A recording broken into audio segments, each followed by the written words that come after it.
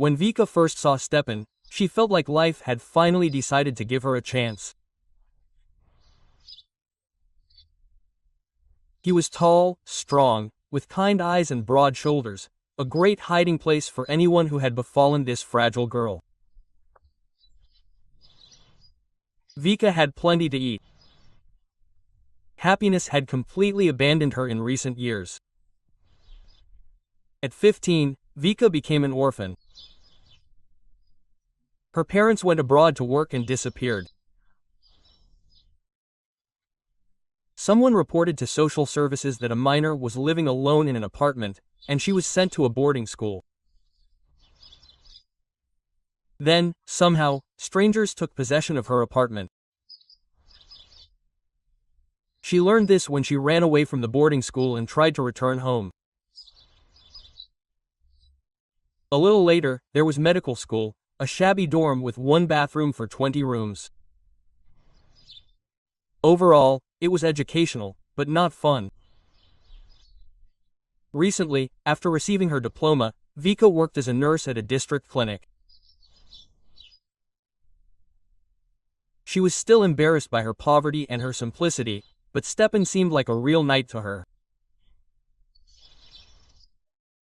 He courted her persistently, bringing flowers, inviting her out, telling her about his plans.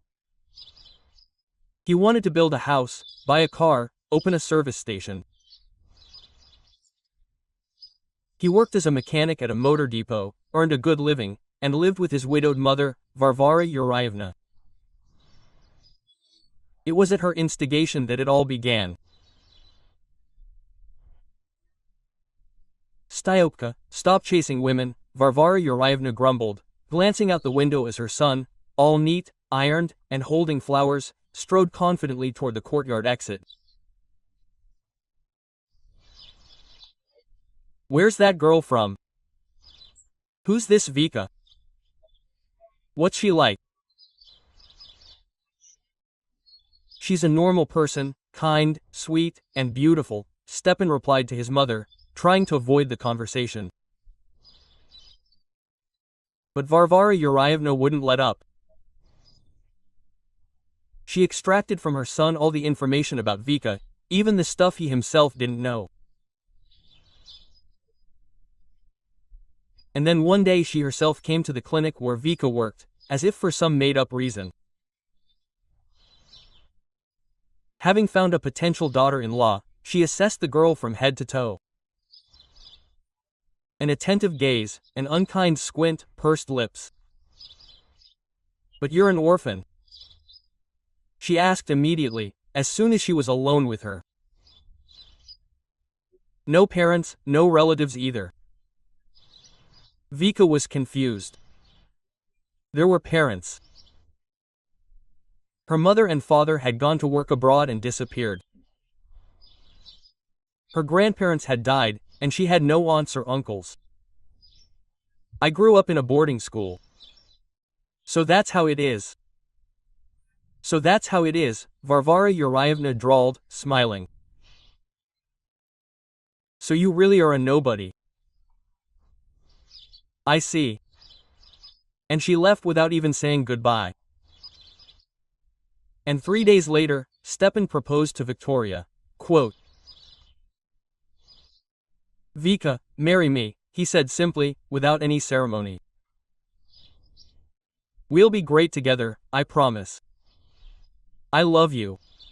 And she believed him. She really wanted a family. The wedding was modest. They registered it right away at the Legislative Assembly, and then sat at home in the kitchen with a few of her husband's friends. There wasn't even a white dress or photos.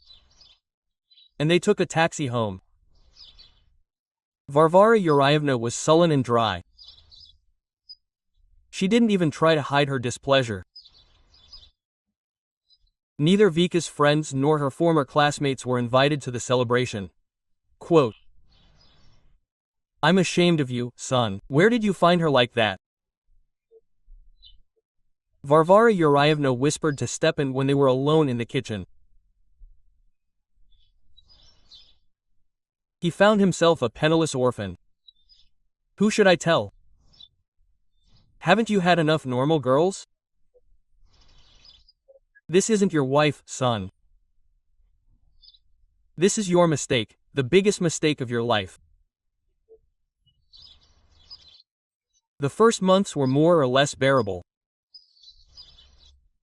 Stepan worked, and so did Vika, and when she came home from work, she tried to please him as best she could.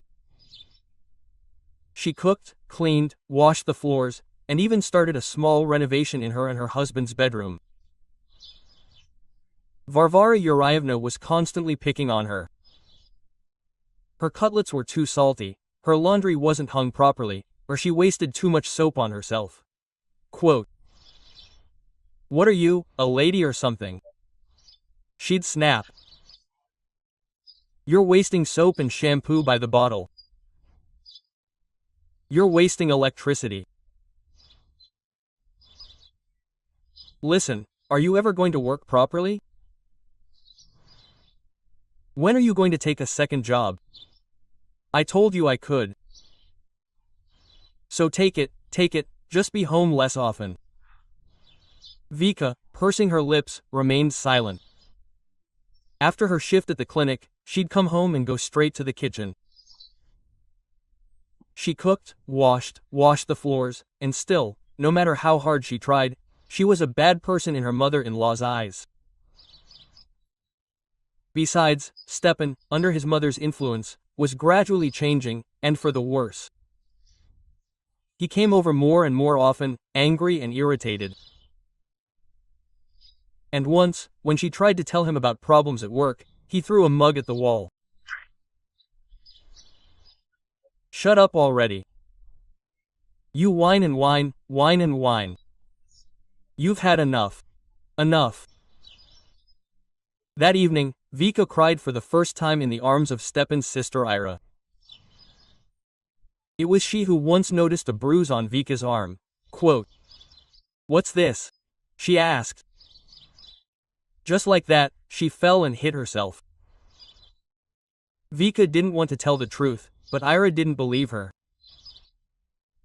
She was completely unlike her mother, calm, reasonable, and with a proper sense of justice. Quote,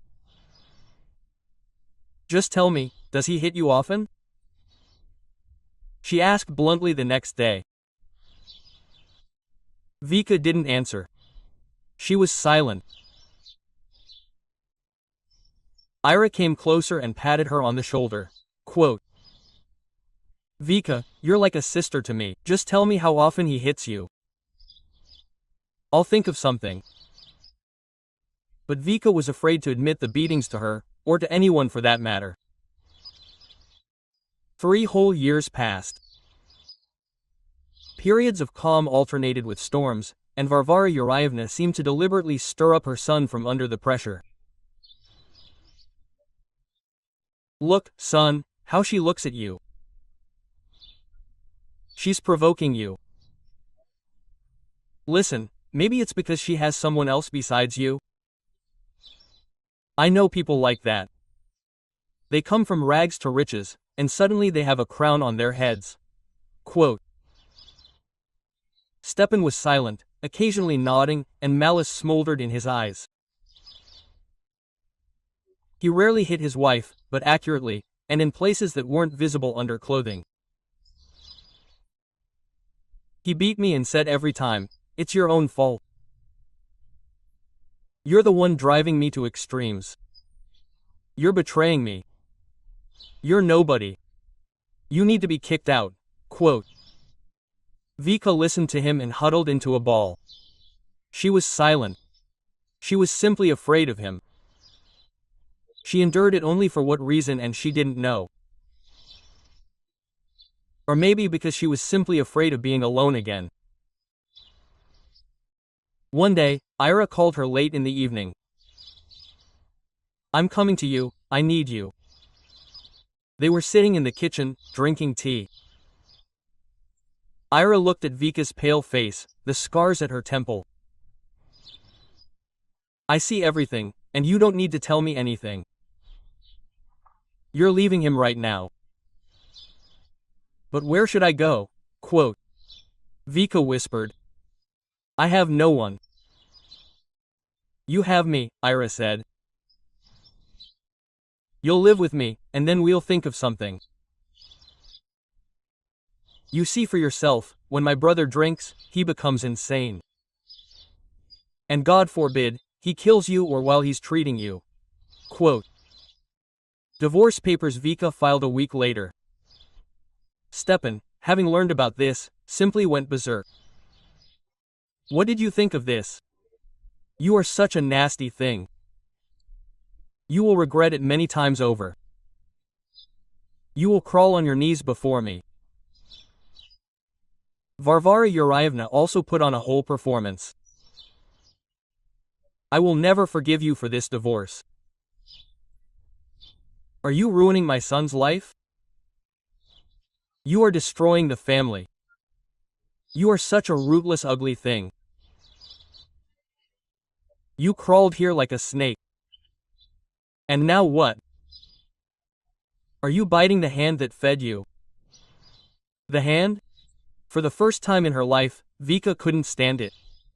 You constantly humiliated me, insulted me, beat me. No, it wasn't a hand, it was a whip. You are delirious. Who will believe you? Varvara Yurievna answered. You, an orphan without a name. And Victoria, on top of that, also filed for division of property. Fortunately, Stepan and his mother didn't know this yet. Otherwise, Vika would have been in a really bad way. And so, having done this, she simply she took her few belongings and ran away to Irina. The trial was scheduled for Tuesday. When Stepan and his mother entered the courtroom, they saw Irina. And you, sister, why are you here? Stepan asked. I did, Ira answered calmly. I saw everything and I know everything.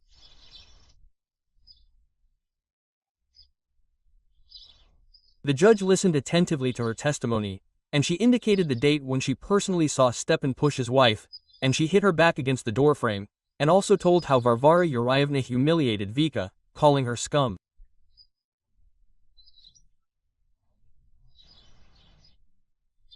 She handed over photos of bruises that Vika sent her over the phone. I was silent for a long time, Ira said, looking straight into her brother's eyes. But I can't remain silent anymore. You ruined a man's life, made Victoria quiet, downtrodden. Quote. No, I don't want to be an accomplice to this anymore. The judge, drumming his fingers on the table, having sorted out the property and divorce, sent the case materials to the prosecutor's office. A month later, a criminal case was opened under the article, Domestic Violence. Ira, of course, gave a detailed testimony, but Vika wasn't happy. She felt only emptiness. Her ex-husband and ex-mother-in-law received 2 years probation. They were forbidden to approach Vika or have any contact with her.